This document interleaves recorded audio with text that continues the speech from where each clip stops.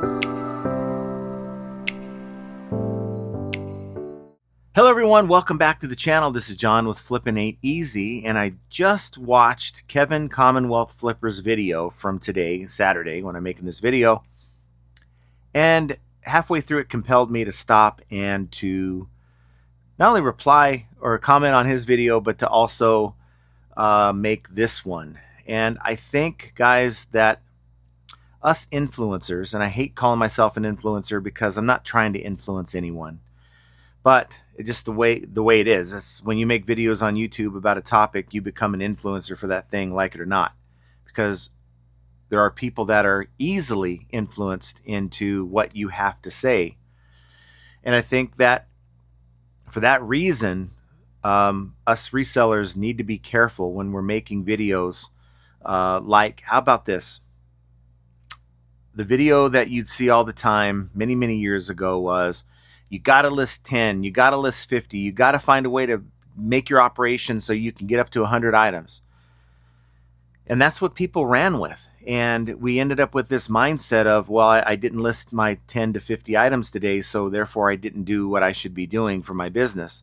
And that's all because of what some influencer said. And I think it's also just as dangerous to fall into the mindset that it's okay to take $100 and turn it into $225.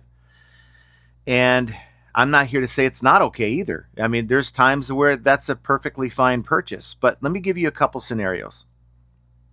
Let's say you're a reseller, you have $100 to go and spend at a yard sale. You don't have a lot of backup merchandise. Maybe you're like me when it comes to Q3, Q4, historically where merchandise starts drying up, right? So you don't have a lot of back stock to work with, or maybe none at all. And you're out and about at a yard sale with this $100, you come across this same deal, and that's a huge mistake as far as I'm concerned. Taking $100, turning it into $225, I mean, when are you going to get that money back? When are you going to be able to reinvest that money into your business? Now, if somebody was, let's say, in contact with you that you know that's saying, hey, look, I'm looking for these specific Barbie dolls. If you come across them, I'll buy them both from you for $250 or $200, even for that matter. And your investment is $100, but you know for a fact you're going to flip that item tonight, then by all means do it. But short of those scenarios, where you're desperate, we're not desperate for merchandise. You have a lot of back stock, so you have stuff to list. And so whether or not you come back home with a carload of merchandise with that $100 or not, it's not going to prohibit you from listing. I think it is a mistake. I think it is a mistake to turn $100 into less than 3x if you're in that situation. But on the other side of the coin, to be rigid and say, 10x is all I'm buying, so I'm going to turn this $2 purchase, it has to at least sell for 20, or this $5 purchase, it has to sell for 50, I think is also a mistake. Now, I'll put it up here somewhere. Many of you guys may have watched this years ago. It's a video I still believe in today. It's my 40-40 method that I developed when it comes to buying pallets and large lots. Now, it works better for pallets because it's based off of an MSRP, and when you're dealing with a yard sale lot, let's say you're lotting up stuff, you go to a yard sale and they say, you know what, make a pile and we'll work out a price. It's harder to use that method for something like that. But it ended up being that I want to be in around or less than 16% of MSRP or estimated MSRP, knowing that in an open box condition, I'm going to get about 40%. Now, used, maybe you're going to get about 30% of what MSRP is. And that's kind of a formula that's worked for me, but it's never been a rigid formula. It's been something that I've been flexible with. So while 16% was always my number, there's times I paid up to 20% or more. I think there's a couple times I paid more, depending on how good of merchandise we're talking. And then there's times that I got really good deals and I was able to pay less. And that's kind of what the 40/40 method allows you to do, to be flexible. And I think that's what we fail to do as creators of content, is to provide the disclaimer. This is what works for me. And I'm not necessarily saying that Kevin didn't say that, because I didn't watch all the video. I'm just so busy.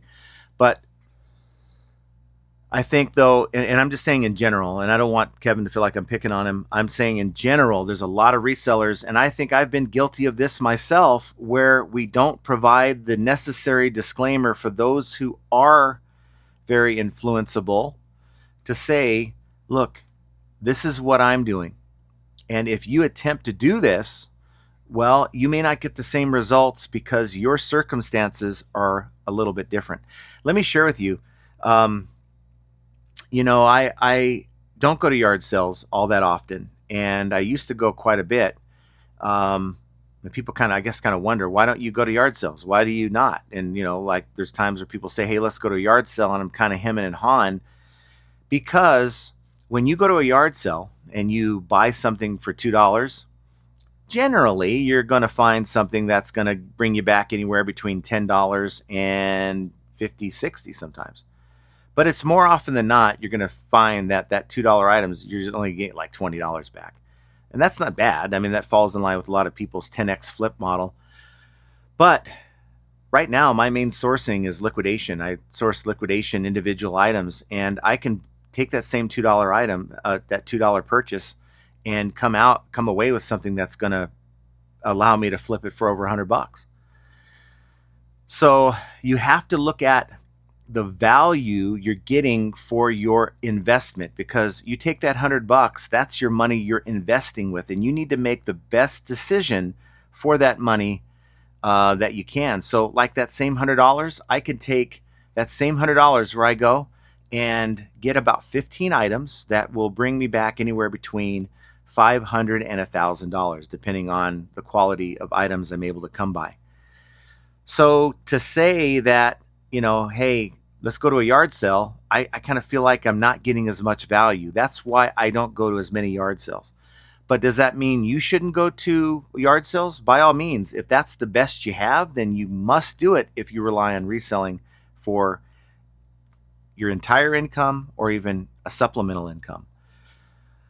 And I think that's why a lot of people get frustrated with us when we're making these videos, because this advice, I'll say it's advice, comes from our own perspective without much regard to everyone out there that has a much different perspective or situation. And to say, this is a good buy, maybe for you if you have a lot of backstock, or ability to flip it fast. But for other people that are in a bad situation or a difficult situation, that is not a good purchase. So I want to know what you guys think on that topic. I'm out here working in my garage, but not so much while I'm talking to you guys.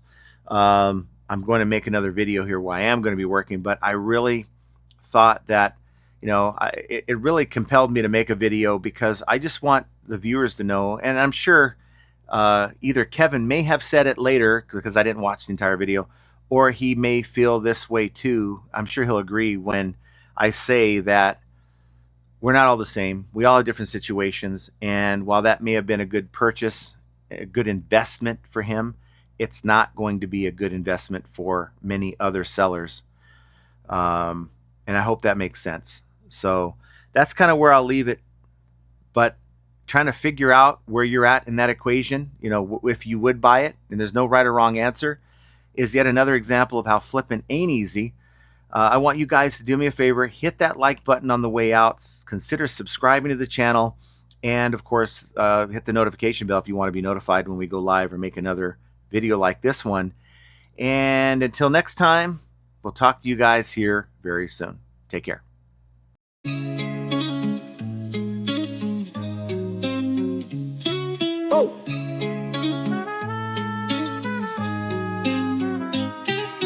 Chargebacks, returns, and lowball offers too.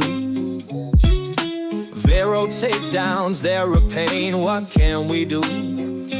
I selling fees, bad buys, and rude buyers galore. Flipping ain't easy, but we keep coming back for more. All resellers are gonna make mistakes. Learn from them, and you'll have what it takes. In the world of reselling, we're your guide. Flipping ain't easy, by your side. Sourcing great items is the key to success. Subscribe to the channel and stand above the rest. Focus on the thing that's within your control. Hang with flipping ain't easy. Let's roll. Catch the live streams on Mondays and Fridays. Join the Discord community for the parlays. Tune into the podcast Profit Playbooks. The name with Scott and Josh. Flipping's more than a game.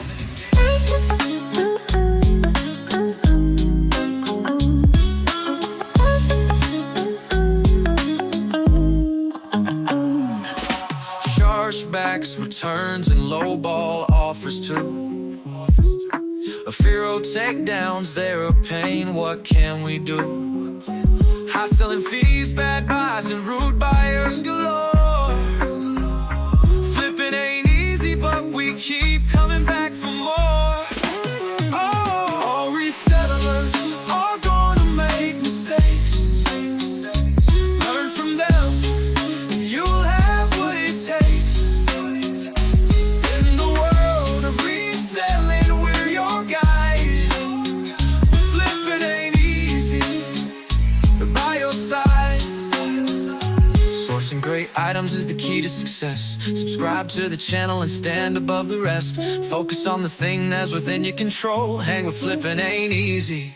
Let's roll. Catch the live streams on Mondays and Fridays. Join the Discord community for the parlays. Tune into the podcast Profit Playbooks, the name. With Scott and Josh, flipping's more than a game.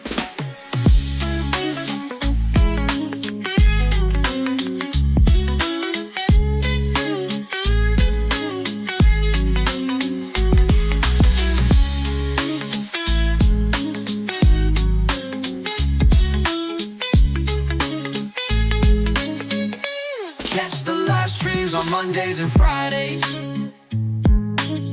Join the Discord community for the parlays. Tune into the podcast Profit Playbooks, the name.